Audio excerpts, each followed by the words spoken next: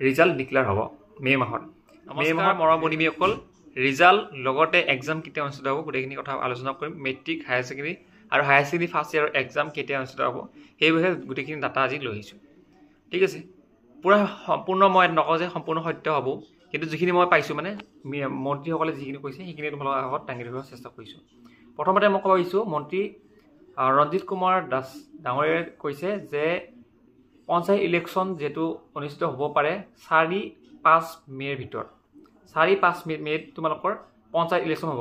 আৰু পঞ্চায়ত ইলেকশ্যনৰ আগতে তোমালোকৰ কি হ'ব তোমালোকৰ হায়াৰ ছেকেণ্ডেৰী ফাৰ্ষ্ট ইয়াৰ এক্সামটো অনুষ্ঠিত হ'ব মানে বিহুৰ পিছত বিহু যেটো 15 তাৰিখৰ পৰা এপ্ৰিলৰ 15 তাৰিখৰ পৰা বিহু হ'ব আৰু এপ্ৰিলৰ 15 তাৰিখ যদি চোৱা যায় তেনেহ'লে মোটামুটি 3 দিন 4 দিন বিহু থাকে মোটামুটি তোমালোকৰ 19-20ৰ পিছত অনুষ্ঠিত হ'ব পাৰে তোমালোকৰ higher secondary first year exam আৰু যেটো প্ৰশ্ন পেপাৰ কাটোতে বা ডিস্ট্ৰিবিউট কৰোতে সময় লাগে মিনিমামটো এসপ্তাহ লাগিব কাৰণ অল অসমত যেতিয়া বস্তুখিনি ডিস্ট্ৰিবিউট কৰিব মিনিমাম এসপ্তাহৰ সময় এটা লাগিব এতিয়া কথা হ'ল আৰু মই হায়াৰ ছেকেণ্ডেৰী ফাৰ্ষ্ট ইয়াৰৰ কথাখিনি কৈ আছোঁ ৰেজিষ্ট্ৰাৰ ছাৰে কৈছে যে তোমালোকৰ বিহু পিছত অনুষ্ঠিত হ'ব বুলি কৈছে তাৰ আগতো হ'ব পাৰে কোনো ধৰণৰ নটিচ মানে আহিলে তোমালোকক জনাই দিব কৈছে আৰু কিছুমান ব্যক্তিগত খণ্ডৰ বিদ্যালয়বোৰক মানে এতিয়াৰ পৰা এক্সাম অনুষ্ঠিত নহয় ব্যক্তিগত খণ্ড হওক বা তোমালোকৰ যোনবোৰ পাৰেখীকৰণ ভেঞ্চাৰ স্কুল যোনবোৰ আছে তাতে এতিয়াৰ পৰা পৰীক্ষা অনুষ্ঠিত নহয় লগতে যিকেইখন